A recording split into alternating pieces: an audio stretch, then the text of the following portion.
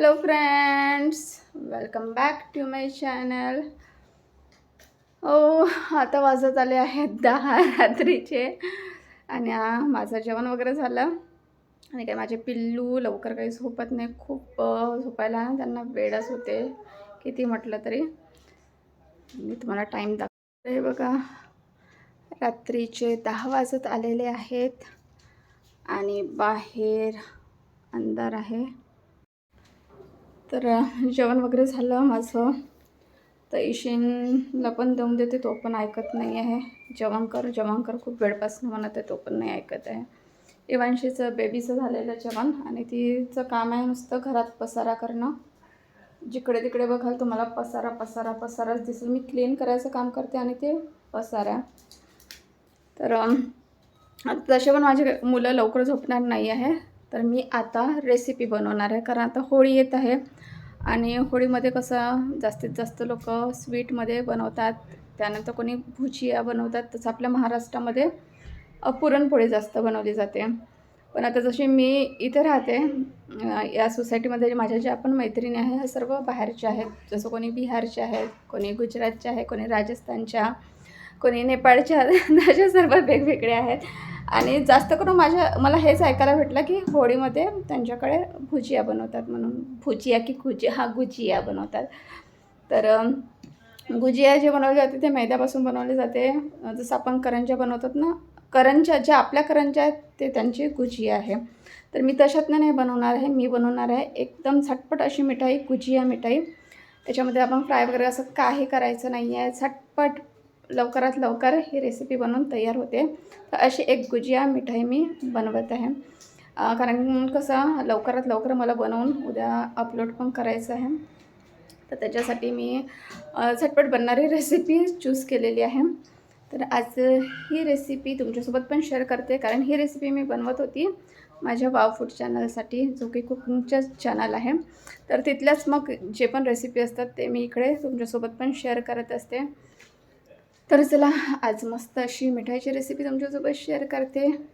आणि माझं पिलं बघा याचे कामं. तर चला फ्रेंड्स, आपण मिठाई बनवायला सुरुवात करूया. तर इथे मी काही बदाम घेतलेले आहेत, जे ना मी पाण्यामध्ये भिजत घातलेले होते. पाण्यामध्ये जेव्हा आपण भिजत घालतो ना, तर याच्यामुळे होतं काय ना, जे बदामचं साल आहे हे इझिली निघून जातं.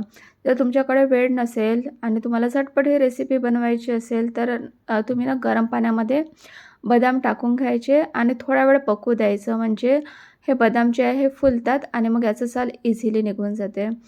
तर 20 ते 25 बदाम घेतलेले आहे. त्यानंतर इथे ड्राय कोकोनटचं जे पावडर असते ना, ड्राय कोकोनट, ते घेतलेले आहे मी 1 कटोरी. आणि ते एकदम फ्रेश जे दुधामधली मलाई असते ना, ते टाकलेली आणि थोडंसं दूध टाकून हे मी वाटून घेतलेलं आहे. तर जेव्हा आपण वाटतो ना, तर एकदम स्मूथ वाटून घ्यायचं आहे. म्हणजे इथे ना बिलकुल लम्स वगैरे नसले पाहिजे. बदामचे असे मोठे मोठे दाणे वगैरे बिलकुल नसले पाहिजे. एकदम स्मूथ असलं पाहिजे. जर तुमच्याकडे बदाम नसेल तर तुम्ही बदामच्या ऐवजी काजूचा पण वापर करू शकता. तर काजू पण तुम्हाला भिजत घालावं लागेल. मिठाई गोड व्हावी यासाठी मी मिश्रीचा पावडर टाकलेला आहे. आणि मिश्री जी असते ना, ती खूप हेल्दी मानली जाते. साखर ही आपल्या शरीरासाठी बिलकुल चांगली नसते, हानिकारक असते. तर अशा वेळेस ना मिश्रीचा वापर किंवा मग तुम्ही गुळाचा वापर करू शकता. तर इथे मी मिश्रीचा पावडर टाकलेला आहे. त्यानंतर मी मिल्क पावडर टाकलेला आहे. तर आता हा जो मिल्क पावडर टाकलेला ना, हा मी घरी बनवलेला मिल्क पावडर आहे. तर याची लिंक मी तुम्हाला डिस्क्रिप्शन बॉक्समध्ये देऊन देईल. जर तुम्ही मार्केटचं मिल्क पावडर यूज करायचं असेल तुम्हाला, तर तुम्ही करू शकता. त्यानंतर थोडं दूध ॲड करून अशा प्रकारे ना कणिक मळून घेतलेली आहे. एकदम सॉफ्ट मळून घ्यायची आहे. म्हणजे आपण जेव्हा याला लाटू ना, तर छान लाटलं जाईल. तर हे बघा, अशा प्रकारे आता मी याचे ना 3 पार्ट करत आहे, कारण याच्यामध्ये आपल्याला कलर ॲड करायचा आहे. तर कलर मी मार्केटवाला ॲड करणार नाही आहे. तर कलर आपण ना घरी बनवूया. तर थोड्याशा दुधामध्ये मी केसर टाकलेलं आहे आणि केसरचा खूप छान कलर या दुधाला येऊन जाईल. तर थोड्या वेळासाठी दूध मी बाजूला ठेवलेलं आहे. आता स्टफिंगसाठी मी इथे घेतलेले आहे खजूर. जे सॉफ्टवाले खजूर असतात ना ते, आणि एकदम बारीक बारीक कट करून घ्यायचं आहे. तर हे बघा, एकदम बारीक मस्त असं मी कट करून घेतलेलं आहे. आता इथे मी काही ड्रायफ्रूट्स ॲड करत आहे. तर काजूचे छोटे छोटे काप केलेले आहे आणि पिस्ताचे तुम्हाला अजून काही ॲड करायचं असेल कुठलं अजून ड्रायफ्रूट्स तर ते पण तुम्ही ॲड करू शकता किंवा स्टफिंग तुम्ही तुमच्या हिशोबाने वेगळी पण बनवू शकता. असं काही गरजेचं नाही की मी जे स्टफिंग बनवलं तेच बनवलं पाहिजे. तुमच्या मनात जर दुसरं कुठलं स्टफिंग असेल तर ते पण तुम्ही बनवून टाकू शकता. आता बघा केसरचा खूप छान कलर आलेला आहे आणि हे जे केसरवालं दूध आहे हे मी मिश्रणामध्ये टाकून आता छान मिक्स करून घेईल. जर तुमच्याकडे केसर नसेल तर अशा वेळेस काय करायचं, तर दुधामध्ये थोडीशी हळद टाकायची आणि हे हळदचं जे दूध आहे गरम करून घ्यायचं. थंड झाल्यानंतर मग ते तुम्ही ॲड करू शकता म्हणजे छान मिठाईला पिवळा कलर येईल. आता इथे मी बीटरूटचा ज्यूस टाकलेला आहे, तर तुम्हाला आता हे किती म्हणजे डार्क कलर पाहिजे त्या हिशोबाने बीटरूटचा ज्यूस टाकायचा आहे. तर मी बीटरूटनं आधी छान ग्रेट केलेलं आणि हातानेच असं दाबून त्याचा रस काढून घेतलेला होता. बीटरूटचा ज्यूस यामध्ये ॲड करून छान मिक्स करून घ्यायचं. तर बघा किती मस्त असा कलर आलेला आहे. तर या मिठाईमध्ये आपण कुठलंही बाहेरचं कलर यूज केलेला नाही आहे आणि आपली ही जी मिठाई बनणार आहे ना फ्रेंड्स एकदम हेल्दी होणार आहे. तर आता हे बघा छान मळून घेतलेलं आहे. मस्त सॉफ्ट असा डो झालेला आहे. आता याचे छोटे छोटे पेढे बनवून घ्यायचे. तर इझिली जर कणिक एकदम सॉफ्ट असेल ना तर पेढे पण एकदम सॉफ्ट बनतात. तर हे बघा अशा प्रकारे छोटे छोटे मी पेढे बनवून घेतलेले आहे आणि एकामागे एक अशा प्रकारे ठेवून आता याला ना छान मिक्स करून घ्यायचं अशा प्रकारे दाबून आणि आपण आता याला लाटून घेऊया. तर हे बघा इझिली छान तुम्ही असा गोळा करू शकता. आता इथे मी पॉलिथिनची बॅग घेतलेली आहे. इथे ऑइल वगैरे लावायची गरज नाही कारण आपण याच्यामध्ये कोकोनट टाकलं होतं ना, तर त्याचं ऑलरेडी ऑइल निघत असतं. तर त्याच्यामुळे ऑइल वगैरे लावायची गरज नाही आहे. आणि असं पॉलिथिनवरती घेऊन असं लाटून घ्यायचं आहे. तर खूप एकदम पातळ नाही लाटून घ्यायचं, नाही तर मग काय होईल ना, मिठाई आपली फाटू शकते. तर जसं आपण कणिक घेतलेली होती, तर जास्त जर कणिक असेल तर त्या हिशोबानेच मग लाटून घ्यायचं आहे. तर अशा प्रकारे मी सर्व लाटून घेईल म्हणजे आपली मिठाई ना एकदम झटपट बनवून तयार होणार आहे.